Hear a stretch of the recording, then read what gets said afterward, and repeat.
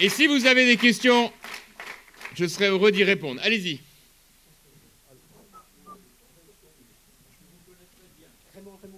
On va vous donner un micro parce que j'ai peur sinon qu'on ne vous entende pas bien. Oui. Absolument. Mais vous allez quand même prendre le micro parce que sinon on ne va pas vous entendre.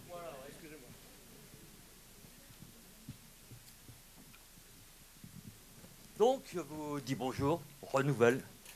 Alors moi, je vous demande de donner votre avis, votre point de vue sur ces questions d'actualité rapidement. Alors, il s'agit de la défense. Il s'agit de la drogue. Il s'agit de l'euthanasie. Il s'agit de l'alcool. Il s'agit du nucléaire. De la moralisation, de la religion. Voilà ma première question.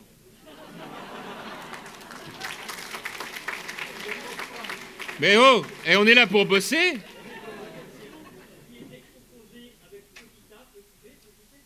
Mais voilà. Simple. Vous avez la soirée, moi j'ai le temps. Hein. Voilà. Et je vais vous dire un peu... Non, bah je vais vous répondre. Oui. Je voudrais vous dire quelque chose.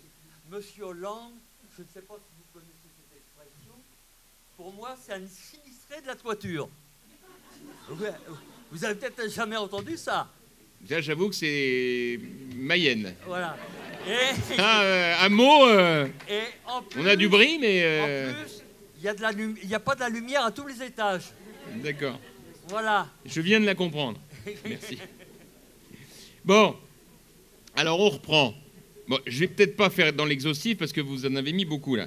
Enfin, je vais quand même rebondir sur quelques-uns qui sont importants. L'affaire de la défense. Je préviens tout de suite, hein, et je l'ai dit au débat à l'Assemblée quand on a parlé du Mali. Nous avons montré que nous étions des républicains. Lorsque le président de la République française décide d'engager nos soldats au Mali, l'heure est au rassemblement total et à l'union sacrée. Des hommes au combat, des Français qui habitent la région exposés et des otages menacés. Union sacrée. Et je l'ai dit comme je vous le dis. En revanche, il serait inacceptable que l'on vienne apporter atteinte au budget de la défense alors que les menaces géopolitiques sont majeures et qu'ils font toutes les dépenses les plus démagogiques comme celle qui a consisté à supprimer le jour de carence pour les fonctionnaires, ce qui est un scandale absolu. Dans cette affaire-là, il faut être intraitable. Et je le dis d'autant plus que j'apprends par des voies indirectes qu'ils sont en train de revenir sur l'engagement du président de la République dans les ministères pour raboter les budgets de la défense et garder un certain nombre de budgets sociaux pour les camarades. Ça, c'est inacceptable. Et ça, on va le dénoncer. La drogue, je dis les choses très simplement, je suis indigné que le ministre de l'Éducation nationale, qui par ailleurs aux questions d'actualité est d'une prétention inouïe, le ministre de l'école de nos enfants, ose, même à titre personnel, c'est encore pire, nous dire qu'il faudrait avoir un débat sur la dépénalisation de la drogue, quand on sait les ravages sur la santé physique, psychique, psychologique de la drogue sur nos jeunes comme sur leurs aînés, c'est simplement un scandale. Et moi, je considère dans ce domaine qu'on doit être intraitable face à cette question de la dépénalisation qui ne doit être en aucun cas tolérée. Troisième point, le nucléaire. Moi, je vous le dis, j'espère choquer personne. Quand on a la chance d'avoir un grand homme d'État qui s'appelle le général de Gaulle, qui a assumé notre indépendance énergétique en faisant le choix du nucléaire, il faut vraiment être socialiste et vert pour considérer que ce qui marche en France doit être systématiquement démantelé. Je rappelle que c'est grâce à cette indépendance que nous avons un prix de l'énergie moins cher qu'ailleurs. Ça n'enlève rien au fait qu'il faut développer les énergies renouvelables et que c'est une chance fantastique pour nos agriculteurs. J'ai eu l'occasion de le dire cet après-midi quand j'étais chez M. Charon. Voilà, qu'est-ce que l'euthanasie. Écoutez, sur l'euthanasie, moi je ne connais pas tous les détails du texte des socialistes, mais je suis très inquiet de ce que je vois arriver. Parce que pour moi, rien ne serait... Déjà, le mot est épouvantable, mais rien pour moi ne serait pire que de rentrer dans un processus qui aille au-delà de la loi Leonetti qui a trouvé, je crois, à travers l'accompagnement de fin de vie, le bon équilibre. Voilà. Donc on aura ce débat. C'est un débat de conscience, de morale. Il faut qu'on ait ce débat dans la sérénité. Alors à vous. Oui. Vous avez évoqué la crise politique que notre famille a vécue en novembre dernier. Est-ce que vous envisagez une nouvelle élection en septembre prochain qui risquerait peut-être de nous coûter cher au lieu de se mobiliser pour les municipales de 2014 ? Écoutez, c'est une question à laquelle il m'est difficile de répondre, puisque moi j'ai accepté, afin que l'on puisse sortir par le haut de cette crise interne, que la demande qui était à l'époque de François Fillon de refaire absolument une élection en septembre. On verra ce qu'il en est. Moi, à titre personnel, je pense quelque part que la volonté des militants doit être entendue. Voilà. Si cette élection, lui, la souhaite, moi, il y a une chose que je veux vous dire, je n'ai jamais été pris en défaut de ne pas respecter ma parole ou ma signature. Donc je respecterai mon engagement. Voilà. Pour le reste, eh bien, on verra quelle est la meilleure solution au regard de ce que vous dites. Ce que je sais, c'est que partout où je me rends, j'ai la même question, et ceux qui la posent ont généralement les mêmes applaudissements. Voilà, c'est tout ce que je peux vous dire. Je suis bien conscient que beaucoup n'en veulent pas. Bon, j'entends, hein. Voilà. Donc je vais faire en sorte, j'espère, que l'on trouve avec François la meilleure solution possible pour tenir compte de cette attente et de la volonté maintenant de notre famille politique qui s'est retrouvée de s'engager pour les municipales.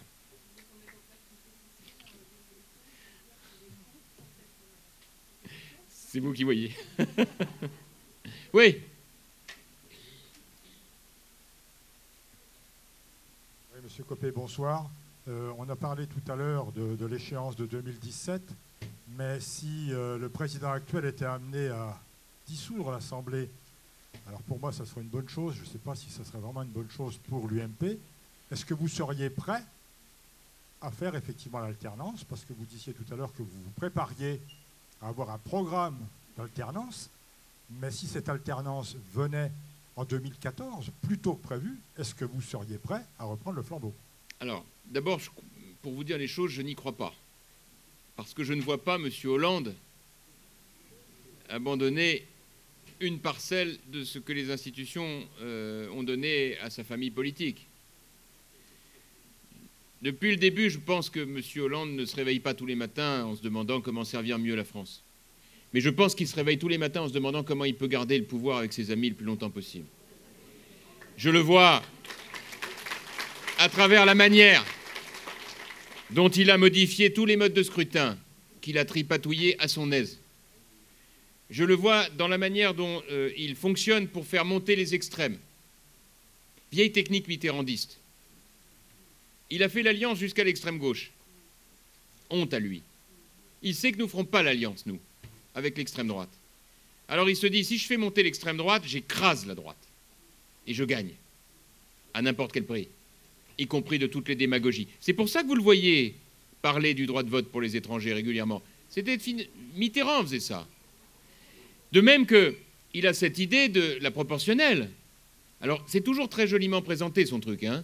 Il vous dit, non, mais il faut faire la proportionnelle parce qu'il faut que tous les Français soient représentés à l'Assemblée. Alors, vous dites, ah bon, parce que tous les Français ne sont pas représentés à l'Assemblée, alors on cherche ensemble. Qui n'est pas représenté à l'Assemblée? Les gauchistes mélenchonistes, non. Avec les communistes, non, ils ont fait 2% des voix, ils ont 25 députés, tout va bien. Ben voilà. Les Verts de Madame Joly, 3% des voix, cette candidate à la présidence, qui avait dit, si je suis élu, je supprime le défilé militaire du 14 juillet, je le remplace par un pique-nique géant de travailleurs sociaux au Champ de Mars. C'est authentique, hein?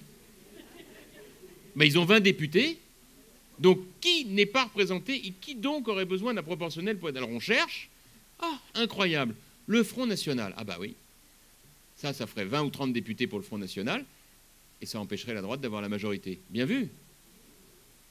Le joli piège de ce donneur de leçons de morale républicaine. Moi, je vais vous dire une chose. Jamais je n'accepte de leçons de morale sur un plateau de télé d'un socialiste qui commence à me parler du Front National. Parce que nous, on ne fait pas d'alliance avec le Front National, alors qu'eux font des alliances scélérates avec des gauchistes dont les propos sont ignobles. Car je suis désolé de le dire, c'est indigne. de la part de M. Mélenchon de tenir les propos qu'il a tenus sur M. Moscovici, avec des allusions dignes des années 30. Comment il a dit? C'est un salopard. Parmi les 17 salopards. Et il dit il a une adresse, il a un nom, il est de la finance internationale, pas de la France. Ça rappelle quoi, ça? Hein? Et là, qu'est-ce qu'il a dit, là? Il a parlé d'épuration, de purification. Coup de balai. Ça rappelle quoi, si ça ne rappelle pas les années 30? Et moi, je l'ai demandé d'ailleurs solennellement à M. Hollande, parce qu'il va bien falloir qu'à un moment je me retrouve en débat avec lui ou avec le Premier ministre, je ne sais pas. Il va y avoir un moment où ils ne pourront pas se dérober. Parce que moi, j'avais fait un débat avec Hollande déjà, en mars dernier. Je suis sorti du débat, je me suis dit, mais attends, mais pas lui. Si, finalement, lui. Mais j'avais vu. Moi, je suis allé à ce débat, je savais que j'allais être très critiqué par la gauche, je n'ai pas été déçu. Hein. Ça, c'était sûr. Mais en même temps, quand vous êtes au combat pour votre camp, pour votre famille politique, pour vos amis, pour ceux qui représentent vos valeurs, vous n'êtes pas en train de gérer votre image. J'avais un objectif, démontrer que François Hollande, c'était l'incapacité absolue de répondre à une question par oui ou par non. Et je n'ai pas été déçu, avec vous voyez. J'ai fait pareil avec lui. Monsieur Hollande, le nucléaire, vous en pensez quoi? La sécurité, même l'OTAN, il avait une idée et son contraire. Sur tous les sujets, je suis sorti du débat, il avait une idée, son contraire. Je me suis dit, bah dis donc, ça promet. Et on n'a pas été déçus. Alors, pour répondre à votre question, je pense qu'il ne fera pas ça, parce qu'il va vouloir garder le pouvoir le plus longtemps possible. Mais sachez qu'en tout état de cause, si un tel événement devait arriver, nous prendrons nos responsabilités. Parce que nous sommes d'abord là au service de la France. Et que nous nous opposons, mais que nous proposons.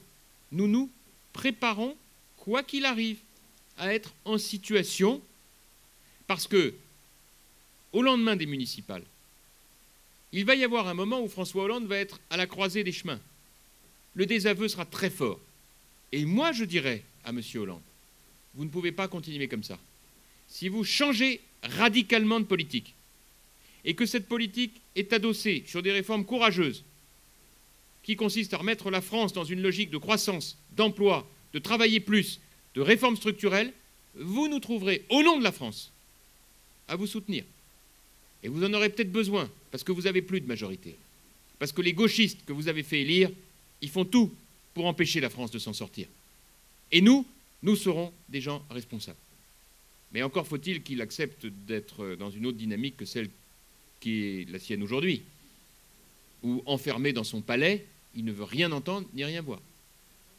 Et c'est ça notre enjeu, hein. Et c'est ça notre sujet.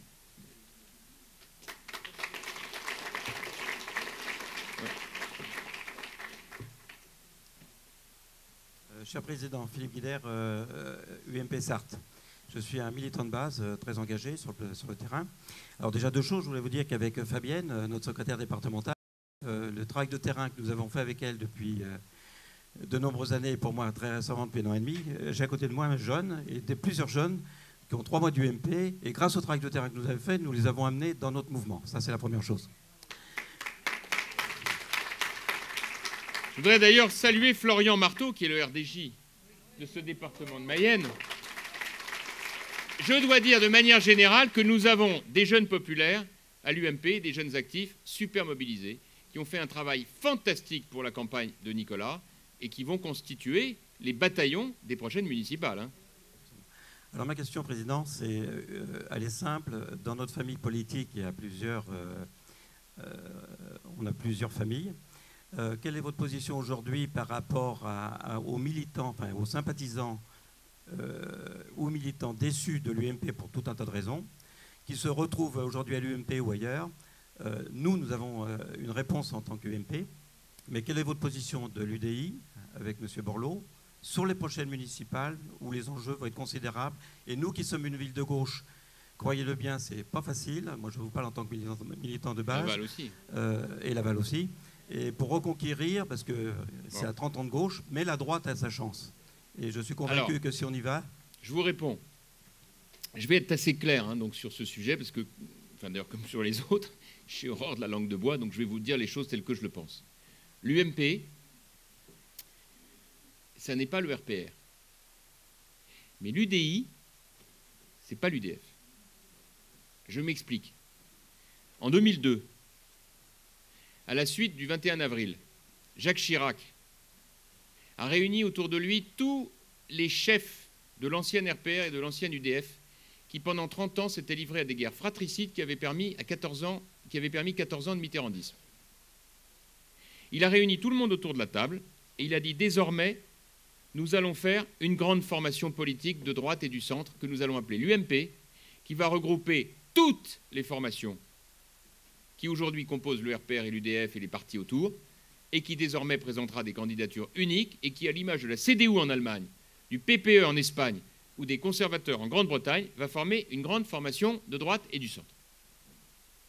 Et à l'exception notable de Bayrou et d'une poignée de ses amis, tout le monde s'est retrouvé ensemble. Moyennant quoi, là où le RPR faisait 90 000 militants dans ses meilleures années, l'UMP fait 315 000 militants. C'est plus du tout la même échelle. Présider l'UMP, ce n'est pas du tout la même échelle qu'autrefois le RPR ou l'UDF. Autant vous dire que je n'ai pas du tout l'intention d'avoir avec nos amis de l'UDI, que par ailleurs j'aime beaucoup, des relations comparables avec ce qui pouvait exister entre le RPR et l'UDF. Je le dis parce que j'ai moi-même d'excellentes relations avec Jean-Louis Borloo. Nous avons souvent sur le terrain des relations très aimables, très sympathiques avec nos partenaires et amis de l'UDI. Je veux d'ailleurs saluer M. Richefou, je ne sais pas s'il est encore là, que j'ai vu tout à l'heure, qui est parti en réunion, de nous accueillir ici.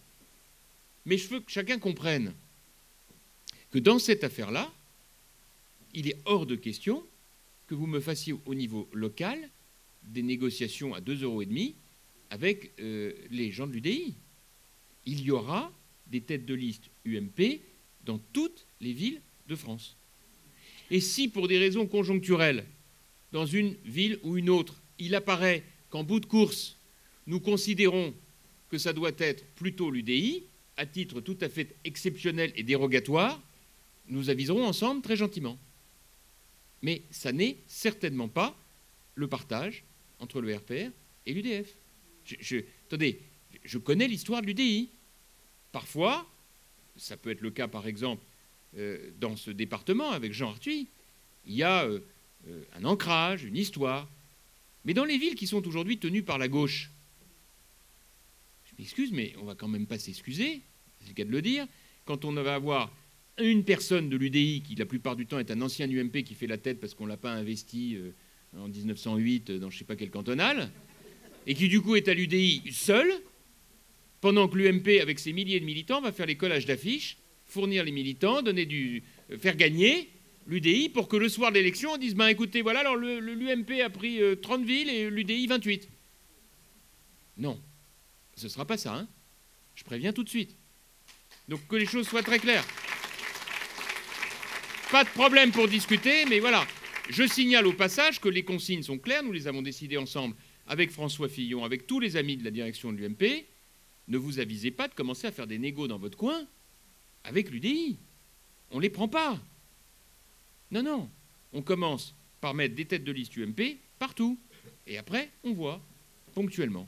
Voilà. Je peux vous le redire en entier si vous n'avez pas intégré. Hein, parce que c'est un sujet qui me tient beaucoup à cœur. Hein, parce que moi, je suis désolé, il y a les gens qui se bougent, les gens qui font la campagne, et puis les autres qui regardent et qui disent, maintenant que c'est prêt, je peux y aller.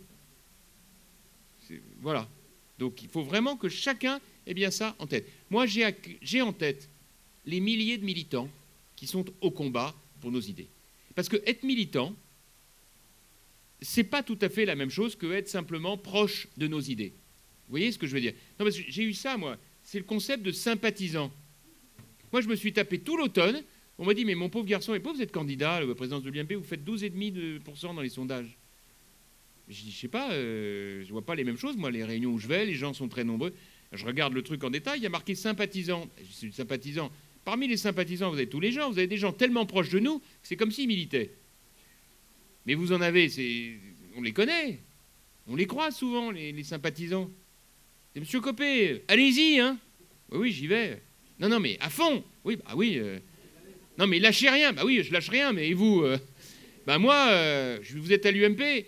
Ouais, enfin, vous militez à l'UMP. Non, je suis sympathisant. Ah oui. Et vous prenez pas une carte? Bah, je ne suis pas trop mouillé. On le connaît ou pas? Mais attendez, militant à l'UMP, c'est prendre un risque, hein? prof UMP dans une salle des profs, dans un collège? Non mais... Oui, ben voilà. Ça s'appelle juste être héroïque, hein. Distribuer des tracts UMP dans une ville de gauche, quand on est pris à partie sur un marché par des militants socialistes, voisins de l'UMP. Ah, vous étiez UMP, je suis déçu. Ben voilà. C'est ça le courage. Donc moi, je fais la différence. Le militant, c'est celui qui s'engage. C'est un rendez-vous patriotique. C'est une prise de risque. Et je suis désolé de le dire. Ça mérite la considération. Moi, je ne me sens pas capable d'aller dire à des militants UMP, à des candidats UMP, ben on est désolé, ça fait des mois, des années que vous vous battez, mais on va être obligé de mettre un UDI parce que sinon on a un drame ailleurs. Ben, je vais vous dire, ça ne va pas arriver souvent. Parce que je l'ai vécu quand j'étais jeune, moi. Quand j'ai démarré, j'étais dans une banlieue rouge qu'on n'avait jamais gagnée nulle part. J'étais petit RPR.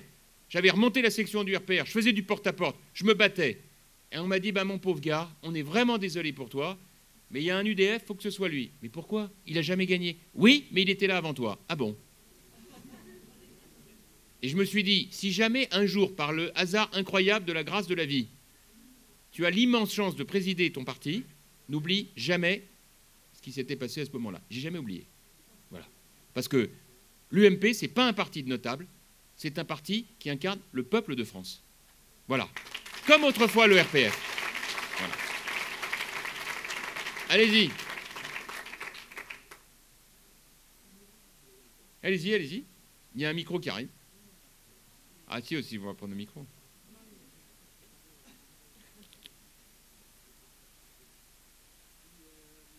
Monsieur Copé, voilà, j'ai une question principale qui me tient à cœur. Donc, voilà, donc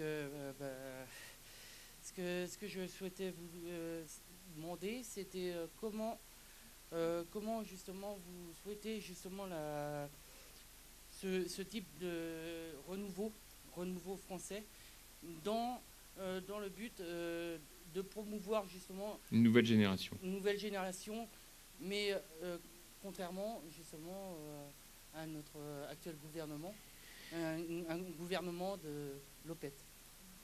Eh ben, si je puis m'exprimer ainsi. Eh bien, tout simplement à l'occasion des municipales. Parce que c'est là qu'on va appeler des nouveaux candidats, et c'est dans ce moment-là que la dynamique va se créer.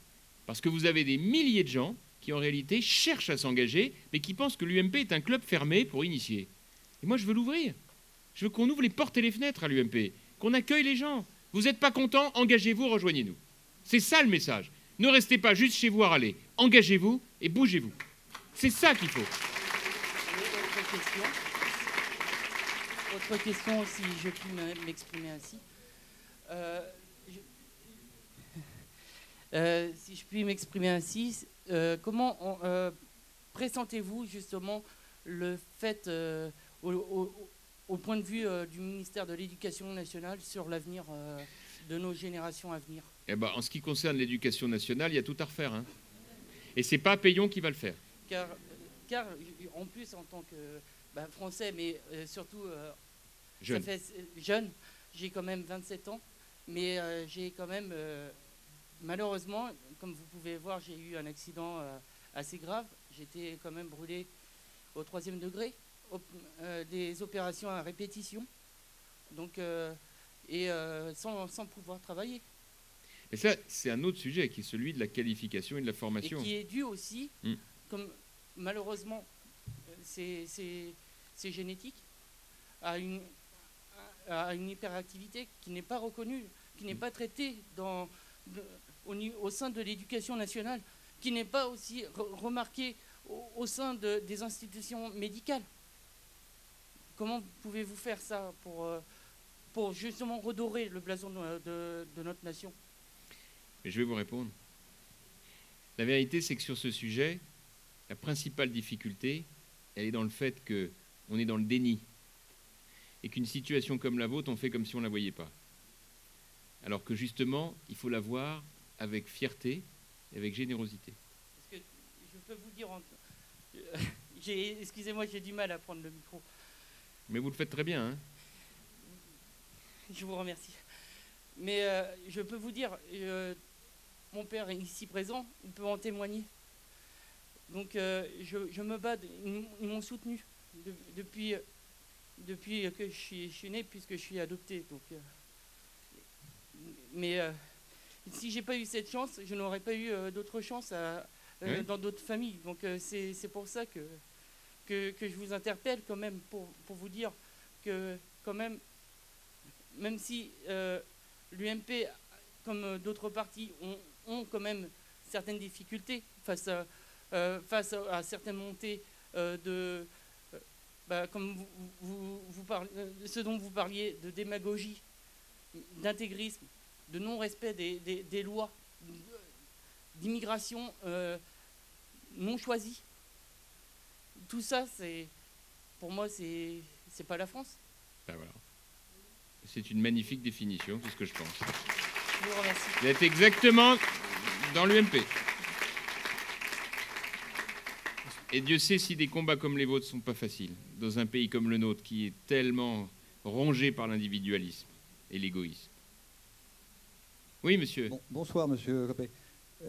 Pour répondre donc à la vocation au municipal et également pour être crédible vis-à-vis des électeurs, je voulais savoir s'il existe au sein de l'UMP une formation à la fonction municipale.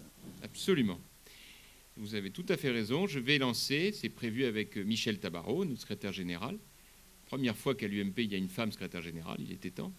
J'ai décidé de lancer une grande opération de formation qui va débuter dès que nous aurons terminé nos investitures. Vous savez, moi, je fais ça un peu à marche méthodique, hein, un peu marche forcée, mais voilà, c'est mon côté un peu bonapartiste. C'est que je pense qu'il faut préparer les troupes au combat. Donc nous sommes dans la phase d'investiture. D'ici le mois de juillet, on aura investi 80% des candidats et des candidates. Viendra ensuite le temps de la formation. Et nous allons organiser un programme massif de formation par région.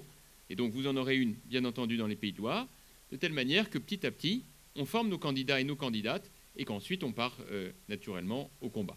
Et d'ores et déjà, des premières formations sont engagées pour les premiers candidats qui ont déjà été investis. Voilà. Et ça va être méthodique, parce qu'on ne va pas au combat si on ne connaît pas le métier. Enfin, vous, pour beaucoup, vous êtes militant, le métier, vous connaissez. Mais c'est vrai que celui qui n'a jamais fait de porte-à-porte dans sa vie ne sait pas ce que c'est. Allez-y, madame. Attendez, madame, parce que depuis tout à l'heure, je sais qu'elle voulait poser une question.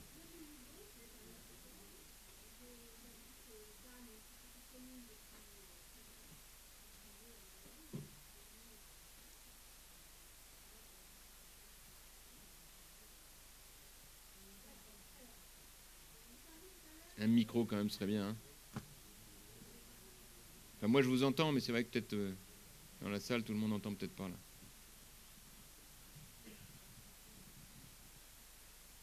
Donc, si vous disiez tout à l'heure, vous êtes mécontent, rejoignez-nous, engagez-vous. Je crois que c'est un terme qu'on pourrait employer pour les petites annonces et qu'on pourrait faire un tabac. Exactement. Bon, j'ai passé 42 ans en région parisienne, dans une ville de gauche. Et ça fait 30 ans qu'avec mon époux qu'on est militant. Bon, il n'est pas là ce soir, malheureusement, il doit rentrer à l'hôpital demain matin. Mais il est de tout cœur avec Bah, vous l'embrassez pour moi. Je ne manquerai pas. Je voulais vous demander, pourquoi est-ce qu'on ne peut pas avoir d'élection présidentielle sur l'UMP dans la Mayenne? Parce qu'on a bien besoin d'un président. Alors, elles sont prévues pour quand? C'est ce que j'ai dit tout à l'heure, c'est qu'il faut, je crois, comprendre que vous avez d'abord besoin d'organiser une réunion, une élection de circonscription sur la 3e circonscription, puisqu'il n'y a plus de délégués de circo. Donc, première étape, parce que sinon le corps électoral ne sera pas complet. Donc, organisation d'une réunion, d'une élection du comité de circonscription de la 3e, et ensuite, élection président du comité départemental. Voilà. D'accord. Et le calendrier, on peut l'avoir? Bah, j'espère rapidement maintenant. Enfin, je sais pas, ça c'est vraiment à vous de voir. Mais... On va voir avec Guillaume. Il faut voir avec Samia, il faut voir les uns et les autres. Vous en parlez, bah, bien sûr, avec Guillaume, tout le monde. Et ça, c'est à vous de l'organiser. Hein. Ah bah non, secrétaire départemental. Bon. C'est une déclaration d'amour, ça, monsieur. Hein? Non, mais ça ne nous regarde pas, mais... Oui. Bonjour Monsieur Copé, Christian Leplat, membre du comité de la 2e circonscription. Donc je voudrais d'abord vous remercier de votre langage très clair. C'est vrai, il faut continuer un petit peu dans le style de Nicolas Sarkozy, c'est-à-dire d'être courageux, mais il faut effectivement en plus employer des mots très simples que tout le monde puisse comprendre. Et je voulais simplement également dire quelques observations, quelques remarques. Lorsqu'on se bat, on arrive à faire bouger les choses. Je pense à Guillaume, on l'a beaucoup soutenu, il y a toute une équipe qui s'est mise en place. Au départ, ce n'était pas du tout évident, pas beaucoup de gens y croyaient, mais nous, on y croyait, on a soutenu Guillaume, Guillaume nous a soutenus, c'est un travail d'équipe, et le résultat, il a été élu. Donc je tenais à le dire ce soir. Je voulais également faire On peut l'applaudir, hein. Et peut-être une dernière remarque, je voulais simplement vous dire, vous avez raison en disant que la priorité aujourd'hui, c'est les municipales. Pour gagner 2017, effectivement, il faut commencer par le début. Mais pour gagner 2014, les municipales, je pense qu'il faut bien repenser, effectivement, comme l'a dit madame à droite, il faut bien repenser au problème de la fausse solution de sortie de la crise, c'est-à-dire de refaire une élection en septembre. À mon avis, si on refait ça, les mêmes causes produiront les mêmes effets et on perdra les municipales. Donc je pense qu'il faut arriver à convaincre vos collègues qu'il ne faut pas retomber dans ce piège-là, ça va reproduire les mêmes effets. Non mais écoutez, je vais vous dire, j'en suis très conscient et j'entends tout ça, vous savez, je tourne beaucoup, j'entends ce message partout. Attendez, 30 secondes, j'en suis d'autant plus à l'aise que j'étais 40 ans à Sablé, je connais bien sûr personnellement très bien M. François Fillon, que j'estime beaucoup, et avant qu'il se présente à l'élection de la présidence de l'UMP, je lui ai dit que c'était une erreur. Je lui ai dit par écrit et verbalement, et je pense qu'aujourd'hui j'ai toujours raison. Non, mais écoutez, là-dessus, s'il vous plaît, juste un mot, parce que vraiment, je voudrais vous dire une chose. Moi, je suis très attentif à reconstruire, comme je vous l'ai dit tout à l'heure. Et vraiment, je veux en porter témoignage devant vous que j'ai vraiment, avec François, une relation extrêmement constructive. Nous nous parlons tous les jours de tous les sujets de politique. Nous harmonisons nos positions. Il peut y avoir parfois des divergences, mais je veille vraiment à ce que tout ça se fasse la main dans la main avec lui. Et pour moi, c'est capital. Capital. Il est absolument indispensable de dépasser. Il arrive parfois que certains, entre guillemets, de l'entourage, voilà, bon, en fassent un peu trop. J'ai vu ce week-end, je ne suis pas complètement... c'est inadmissible ce qui s'est passé. Très bien. Mais François, comme moi, veillons à ce que les choses se passent très bien entre nous deux. Enfin, nous veillons à ce que ça se passe bien entre nous deux pour qu'on puisse construire ensemble les choses.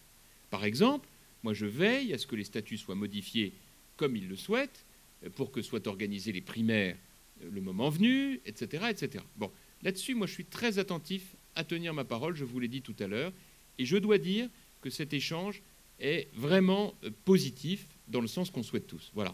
Pour le reste, bien sûr que j'entends votre message, je l'entends partout. Où que je me trouve. La Baule, la semaine dernière, pareil. Enfin, partout, je tourne tout le temps. Donc, dans tous les endroits où je vais, je l'entends, bien sûr. Donc, on va essayer de faire les choses avec sagesse. Voilà.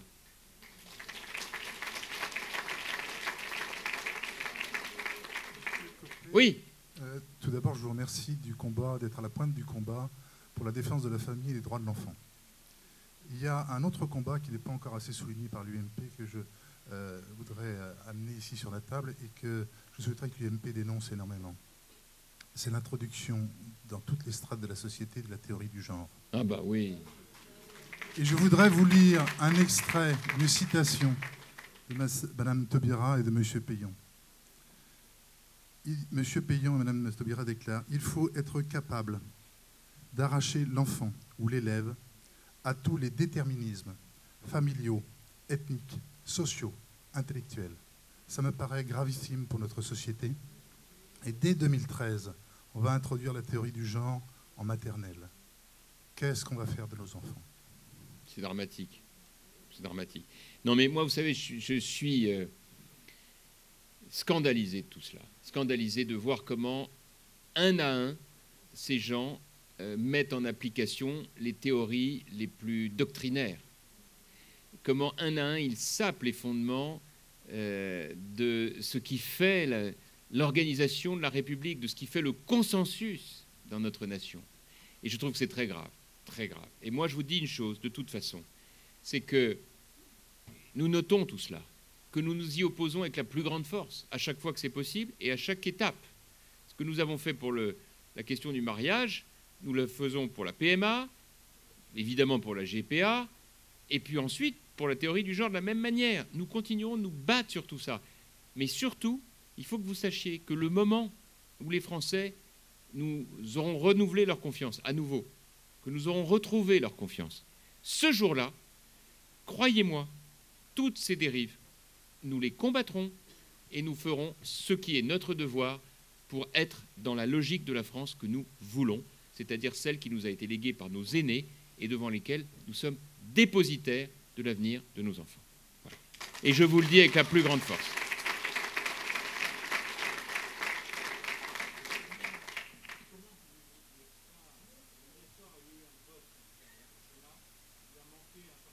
Cinq voix. Bah oui, qu'est-ce que vous voulez que je fasse?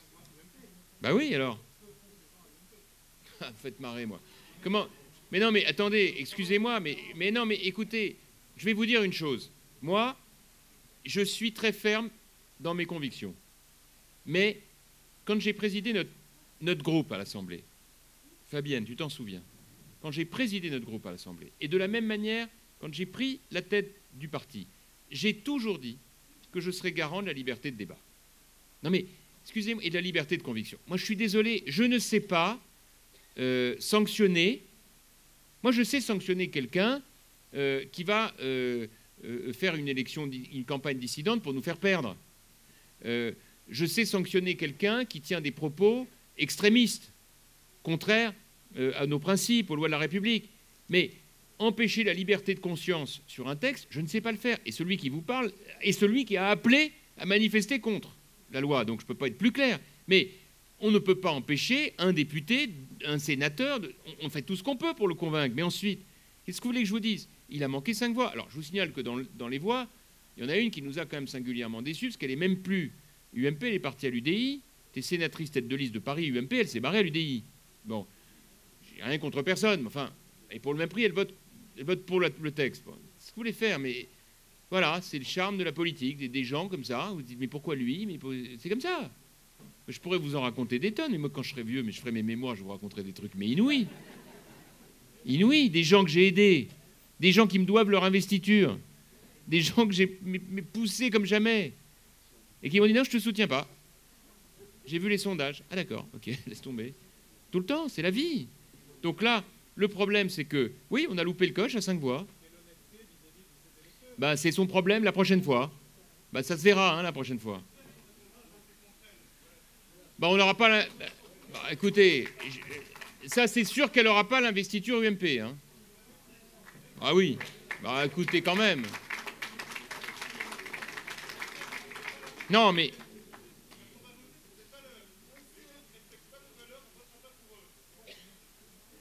Bah, c'est normal, hein. Non, mais attendez, m'engueulez pas. Ben, je transmets, j'arrête pas de transmettre. J'ai même anticipé. Avant que vous me le transmettiez, j'ai déjà dit ce que j'en pensais. Mais qu'est-ce que vous voulez faire? Le problème, c'est que c'est la vie aussi, ça. Les gens, ils sont comme ils sont. Hein. Le mandat, il n'est pas impératif, il est représentatif. Les députés, ils votent ce qu'ils veulent. Hein.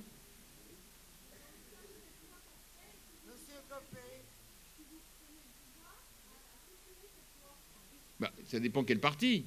On verra exactement les droits acquis. Parce que le problème, c'est comment on fait avec ceux qui ont... Je voudrais déjà qu'on regarde la réalité des choses. Hein. Bah oui, c'est tiède, mais qu'est-ce que vous voulez que je fasse? Non mais, attendez. Non mais, excusez-moi. Attendez, excusez-moi. Attendez. Oh, moi j'aime bien qu'on se dise les choses. Moi, je suis totalement engagé dans la lutte contre ce projet de loi. Totalement engagé. Si j'avais pas appelé... Je ne suis pas organisateur des manifs, mais si je n'avais pas appelé l'UMP à manifester, si on n'avait pas organisé un certain nombre de choses, excusez-moi, ça n'aurait pas eu la même physionomie, cette manif. J'étais dans la manif, à la tête de la manif, mobilisé avec les militants de l'UMP comme jamais. Bon, donc on ne peut pas dire que je ne suis pas engagé. Je le suis. Bon, en même temps, je suis un homme politique responsable, je vous l'ai dit tout à l'heure, je déteste la démagogie. On verra où on en est en 2017 si par malheur cette loi est appliquée. Pour l'instant, je me permets de vous dire, elle n'est pas votée et j'attends avec intérêt la réaction du président à la manif du mois de mai. Bon, Mais on verra à ce moment-là ce qu'il en est en 2017. C'est les situations acquises, pas acquises. Enfin, attendez, on verra. On verra ce qu'on fait. Est-ce qu'on peut le stopper en disant à partir de maintenant, c'est terminé, il faut qu'on consulte. On est dans un état de droit. Hein. Donc moi, je ne peux pas comme ça, sur le moment, vous faire un engagement que je ne tiendrai pas. Ce n'est pas mon genre. Hein. Moi, je vous dis. Donc ce que l'on pourra remettre en cause, on le remettra en cause. Mais on respectera le droit. C'est tout. Je ne peux pas mentir là-dessus. Voilà.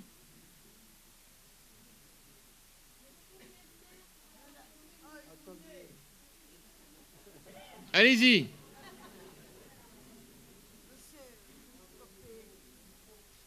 Je suis une militante de l'UMP depuis sa fondation et même au-delà. Maintenant, je voudrais vous poser une question qui me semble importante. Quand on parle du régime des retraites et que l'on prétend les transformer, comment se fait-il qu'on ne cherche pas à savoir ce que l'on pourrait faire pour les personnes qui ont plus de 20 ans de retraite et qui sont sur des retraites plus que minimes et qui sont au-dessous du seuil de pauvreté? Quelles seraient nos possibilités d'agir pour que ces retraites si minimes soient augmentées au coût de la vie avec un minimum unique pour tout le monde? Le problème, c'est que pour y arriver, il faut faire une première réforme qui consiste à allonger la durée au travail. Et certainement, quand j'ai commencé à travailler, on allait cotiser pendant 51 ans. Ben oui. Avec des semaines de 40 heures et 15 jours seulement de vacances. Ben oui. Maintenant, il faudrait mieux préparer. Je crois qu'il faudrait plutôt préparer pour nos jeunes. Bien sûr. La retraite à la naissance. Comme ça, ce serait réglé.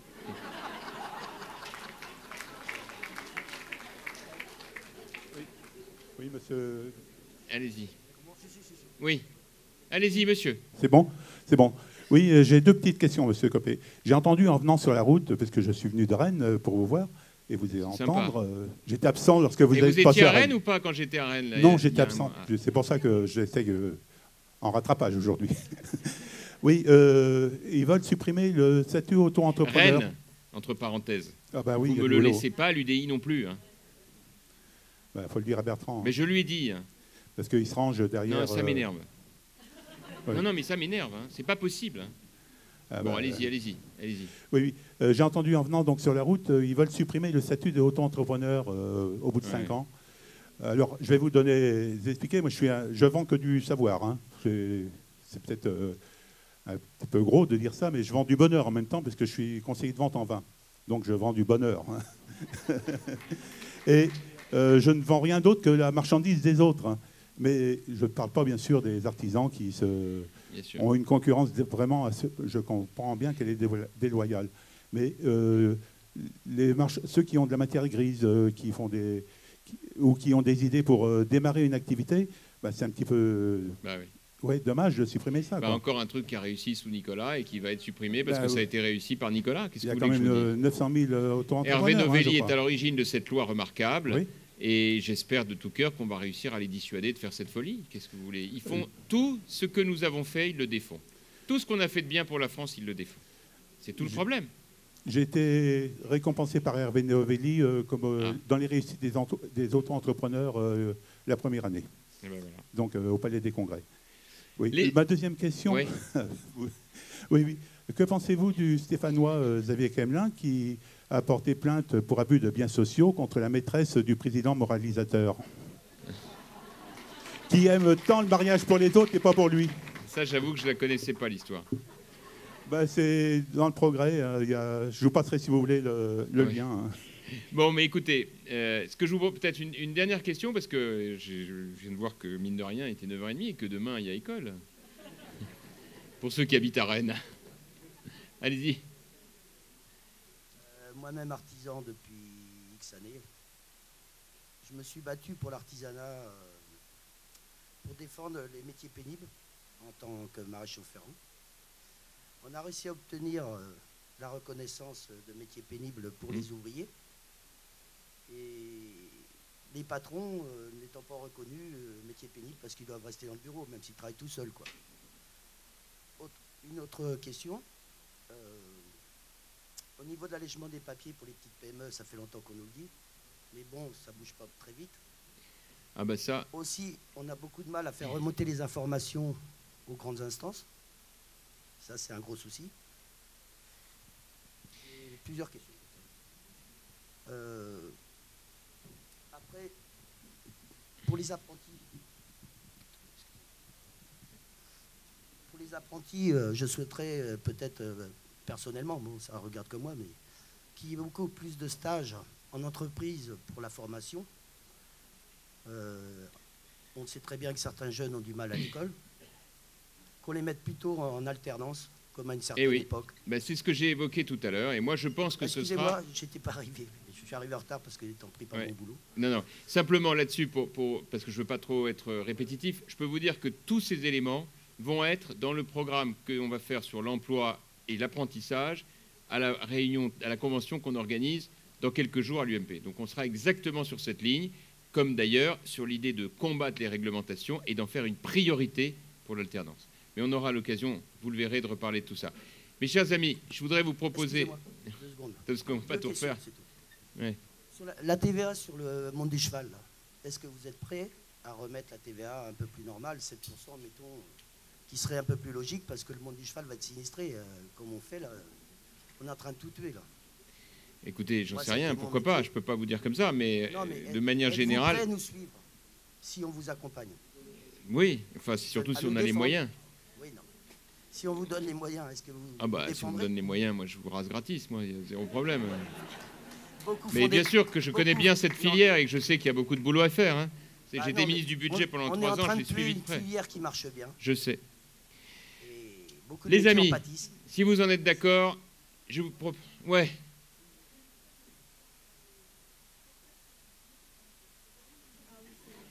Bah, sur Angers, je n'ai pas de problème. Mais de toute façon, je tourne dans toute la France, donc je passerai forcément par le château d'Angers. C'est obligé. Surtout qu'Angers fait partie de nos villes de reconquête, comme vous le savez. Mes chers amis, je note que vous êtes dynamiques, que vous avez envie qu'on retrouve le chemin de la victoire, et mon objectif est de vous y conduire. Voilà. Merci à vous. Vive l'UMP, vive la France. Je vous embrasse. Merci.